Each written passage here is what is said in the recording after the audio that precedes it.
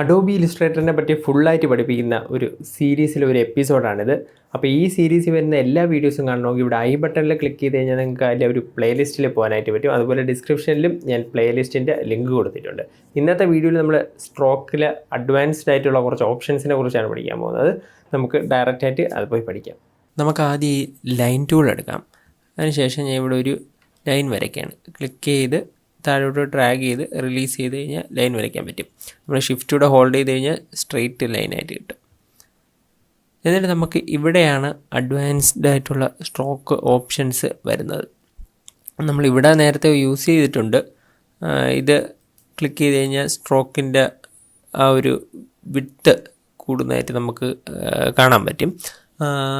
അതേപോലെ സ്ട്രോക്ക് എന്നുള്ള ഓപ്ഷൻ എടുത്തു കഴിഞ്ഞാൽ നമുക്ക് അതിൽ കുറേ വേറെ ഓപ്ഷൻസ് കാണാനായിട്ട് പറ്റും. ഇത് നിങ്ങൾക്ക് വേണമെങ്കിൽ ഇവിടെ നിന്ന് ഈ ടോപ്പിൽ നിന്ന് ഇവിടെ നിന്ന് വേണമെങ്കിലും എടുക്കാൻ പറ്റും. ഇത് രണ്ട് നിങ്ങൾക്ക് കാണുന്നില്ല എന്നുണ്ടെങ്കിൽ വിൻഡോ എന്നുള്ള ഓപ്ഷനിൽ പോയിട്ട് മെനുവിൽ പോയിട്ട് അതിൽ സ്ട്രോക്ക് എന്ന് പറയുന്ന ഓപ്ഷൻ ക്ലിക്ക് ചെയ്ത് കഴിഞ്ഞാൽ ആ ഒരു ബോക്സ് ആയിട്ട് അത് ഓപ്പൺ ആയിട്ട് വരും. ഈ ഒരു ലൈൻ സെലക്റ്റഡ് ആയിരിക്കണം. നമ്മളിപ്പോൾ വരച്ചുകൊണ്ടായതുകൊണ്ട് സെലക്ട് ചെയ്തിട്ടുണ്ട്. ഇല്ലെങ്കിൽ സെലക്ഷൻ ടൂൾ വെച്ച് സെലക്ട് ചെയ്തിട്ട് സ്ട്രോക്കിൽ പോയി കഴിഞ്ഞാൽ ഇവിടെ ഒരുപാട് ഓപ്ഷൻസ് നമുക്ക് കാണാൻ പറ്റുന്നുണ്ട്. അതിൽ ആദ്യത്തെ ക്യാപ്പ് എന്നുള്ള ഓപ്ഷൻ നമുക്ക് നോക്കാം. അതിന് വേണ്ടിയിട്ട് ഞാൻ ആദ്യം വെയിറ്റ് ഒന്ന് മാക്സിമം കൂട്ടുകയാണ്, കാണാൻ വേണ്ടിയിട്ടാണ്. അപ്പോൾ ഫസ്റ്റ് ഒരു ഓപ്ഷൻ കിടപ്പുണ്ട്. ഇവിടെ 3 ഓപ്ഷൻ ഉണ്ട്. ഫസ്റ്റത്തെ ഓപ്ഷനാണ് ഓൾറെഡി സെലക്റ്റഡ് ആയിട്ടുള്ളത്. സെക്കൻഡ് ഓപ്ഷൻ നമ്മൾ എടുക്കുന്ന സമയത്ത് നമുക്ക് കാണാൻ പറ്റും അവിടെ എഡ്ജസ് അല്ല, അതിൻ്റെ ഒരു എൻഡ് വരുന്നത് റൗണ്ടായിട്ട് വരും. ഇനി ആദ്യത്തെയും രണ്ടാമത്തെ നോക്കാം. ആദ്യത്തെയും രണ്ടാമത്തെ തമ്മിൽ വലിയ വ്യത്യാസമൊന്നുമില്ല. ഞാൻ സൂം ചെയ്ത് കാണിച്ചു തരാം. സൂം ചെയ്തിട്ട് ആദ്യത്തെ ഓപ്ഷൻ എന്ന് പറഞ്ഞാൽ ബട്ട് ക്യാപ്പ് എന്നാണ്. അത് കൊടുത്തു കഴിഞ്ഞാൽ നമ്മൾ ആദ്യം ഇരുന്ന പോലെ നമ്മൾ വരയ്ക്കുമ്പോൾ ആദ്യം ഡിഫോൾട്ടായിട്ട് വരുന്ന ഓപ്ഷനാണത്. ഇനി അടുത്തത് പ്രൊജക്റ്റിംഗ് ക്യാപ്പ് എന്ന് പറഞ്ഞൊരു ഓപ്ഷൻ ഉണ്ട്. അതും കാണാൻ സെയിം ആയിരിക്കും, പക്ഷേ ഇതിൽ വരുന്ന വ്യത്യാസം എന്ന് പറഞ്ഞു കഴിഞ്ഞാൽ സ്ട്രോക്കിനെ കവർ ചെയ്തിട്ടായിരിക്കും കുറച്ച് പുറത്തോട്ട് പ്രൊജക്റ്റ് ചെയ്ത് നിൽക്കും. അതാണ് പ്രൊജക്റ്റിംഗ് ക്യാപ്പ് എന്നുകൊണ്ട് ഉദ്ദേശിക്കുന്നത്. റൗണ്ട് എന്ന് പറയുമ്പോൾ പ്രൊജക്റ്റ് ചെയ്ത് തന്നെ നിൽക്കും. അതേപോലെ ഇത്തിരി കൂടെ കർവായിട്ട് റൗണ്ടായിട്ട് വരും. ബട്ട് ക്യാപ്പ് എന്ന് പറയുമ്പോൾ സ്ട്രെയിറ്റ് എവിടെയാണോ തീരുന്നത് അവിടെ വെച്ച് സ്ട്രെയിറ്റ് ആയിട്ട് ക്ലോസ് ചെയ്യാനാണ്. ഇനി നമുക്ക് കോർണേഴ്സ് എന്ന് പറയുന്ന ഒരു ഓപ്ഷനുണ്ട്. അതിന് വേണ്ടിയിട്ട് നമ്മൾ ആദ്യം ഞാനൊരു സ്ക്വയർ ഇവിടെ വരയ്ക്കാം.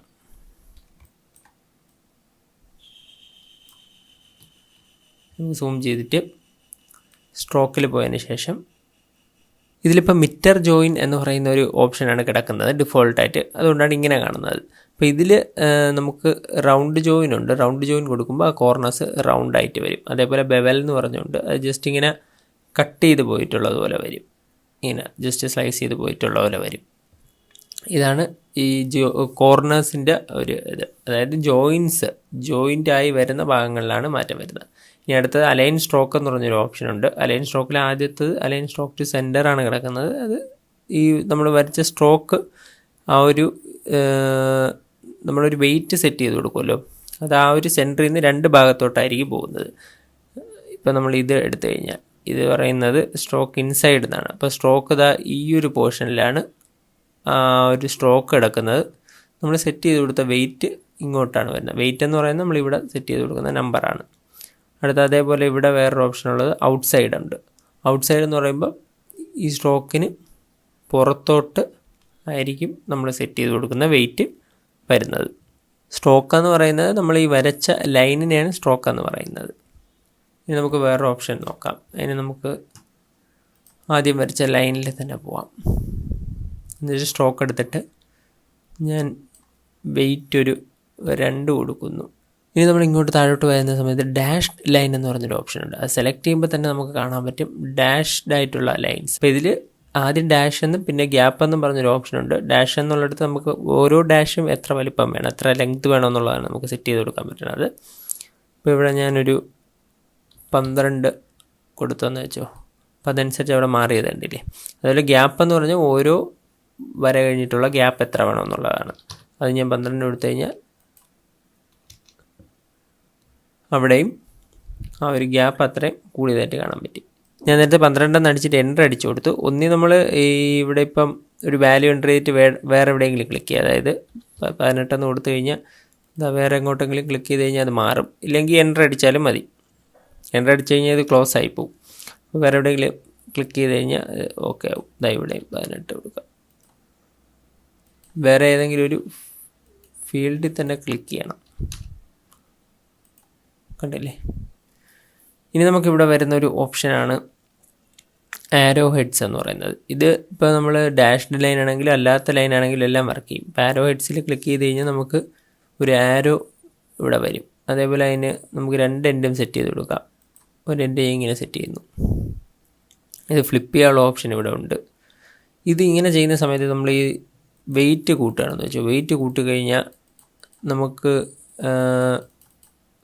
ആ ഒരു സ്ട്രോക്കിനെക്കാട്ടി ഒരുപാട് വലുതായിട്ട് ആരോ വരുന്നത് കാണാൻ പറ്റും. അപ്പം അങ്ങനെ വരുന്ന ഒഴിവാക്കാനായിട്ട് നമുക്കിവിടെ സ്കെയിൽ എന്ന് പറഞ്ഞൊരു ഓപ്ഷൻ വരുന്നുണ്ട്. ആ സ്കെയിൽ എന്നുള്ളത് ശരിക്കും പറഞ്ഞാൽ നമ്മൾ ആ കൊടുക്കുന്ന വെയിറ്റിൻ്റെ എത്ര പെർസെൻറ്റേജ് ആയിരിക്കും ആരോ എന്നുള്ളതാണ് കാണിക്കുന്നത്. അത് നമ്മൾ കുറയ്ക്കുന്നതനുസരിച്ച് ആരോയുടെ വലിപ്പം കുറയും. നമ്മളിപ്പോൾ 50% എന്ന് കൊടുത്തു കഴിഞ്ഞാൽ അതനുസരിച്ച് കുറയും. ഇവിടെ നമുക്ക് ഈ ഭാഗത്തും കൂടെ 50% കൊടുത്തു കഴിഞ്ഞാൽ അതും കുറയും. ഇത് നമുക്ക് ഫ്ലിപ്പ് ചെയ്യാനുള്ള ഓപ്ഷനാണ്. അങ്ങോട്ടും ഇങ്ങോട്ടും തിരിക്കാൻ പറ്റും. ഇനിയുള്ളൊരു ഓപ്ഷൻ എന്ന് പറയുന്നത് പ്രൊഫൈലാണ്. അത് നോക്കാനായിട്ട് നമുക്ക് ഫസ്റ്റ് ഇതിന് ഒരു 40 കൊടുക്കാം. ഇത് 0, ഇത് 0 കൊടുക്കാം. ആരോ ഹെഡ് നമുക്ക് മാറ്റി നൺ കൊടുക്കാം. 2 നൺ കൊടുക്കാം. 2 എൻഡ്. പ്രൊഫൈൽ എന്ന് പറയുന്ന ഓപ്ഷൻ സെലക്ട് ചെയ്യുമ്പോൾ നമുക്കിവിടെ വേറെ കുറേ ഓപ്ഷൻസ് കിട്ടുന്നുണ്ട്. ഇതിൽ നമുക്ക് ഓരോന്ന് സെലക്ട് ചെയ്ത് നോക്കുമ്പോൾ അത് എന്തൊക്കെയാണെന്നുള്ളത് നമുക്ക് കാണുമ്പോൾ തന്നെ മനസ്സിലാവുന്നുണ്ട്. കണ്ടില്ലേ? പിന്നെ ഇതിന് നമുക്ക് തിരിക്കാൻ പറ്റും, ഫ്ലിപ്പ് ചെയ്യാൻ പറ്റും. കണ്ട പ്രൊഫൈലിൽ ഒരുപാട് ഓപ്ഷൻസ് ഇതുപോലെ ഉണ്ട്. നേരത്തെ ഡാഷ്ഡ് ലൈൻ പറഞ്ഞപ്പോൾ നമ്മൾ വിട്ടുപോയ ഒരു കാര്യമുണ്ട്. അത് ഞാനൊന്ന് പറയാം. അതിന് റെക്റ്റാങ്കിൾ ടൂൾ എടുത്തിട്ട് നമ്മളിവിടെ ഒരു ഷേപ്പ് സ്ക്വയർ വരയ്ക്കുകയാണ്. എന്നിട്ട് സ്ട്രോക്കിൽ പോയതിന് ശേഷം ഡാഷ്ഡ് ലൈൻ കൊടുത്തു. അത് നമുക്കിവിടെ കാണാൻ പറ്റുന്നുണ്ട്. 12 പോയിൻ്റ് ലെങ്ത്തുള്ള ഡാഷും അതേപോലെ തന്നെ ഗ്യാപ്പ് 5 പോയിൻറ്റും ആയിരിക്കും. നമ്മളിവിടെ അതാണ് സെറ്റ് ചെയ്ത് കൊടുത്തിരിക്കുന്നത്. ഞാൻ ഇതൊന്ന് സൂം ചെയ്യാം. നമ്മളിവിടെ നോക്കുന്ന സമയത്ത് ഈ ഒരു കോർണർ കറക്റ്റായിട്ടല്ല വന്നിരിക്കുന്നത്. ഇങ്ങനെ വന്നിട്ട് ഇവിടെ നമുക്ക് ഈ ഒരു ഷേപ്പിൽ ഈ ഒരു എൽ ഷേപ്പ് പോലെ ഇല്ലെങ്കിൽ ഒരു 7ൻ്റെ ഷേപ്പ് പോലെ ഇങ്ങനെ വരണമെന്നുണ്ടെങ്കിൽ നമ്മൾ സ്ട്രോക്കിൽ തന്നെ ഒരു ഓപ്ഷൻ ഇവിടെ കാണാൻ പറ്റും. ഇത് കൊടുത്തു കഴിഞ്ഞാൽ എല്ലാ കോർണറും കറക്റ്റായിട്ട് നമുക്ക് ഇത് കണക്ക് ക്ലോസ് ആയിട്ട് കിട്ടും.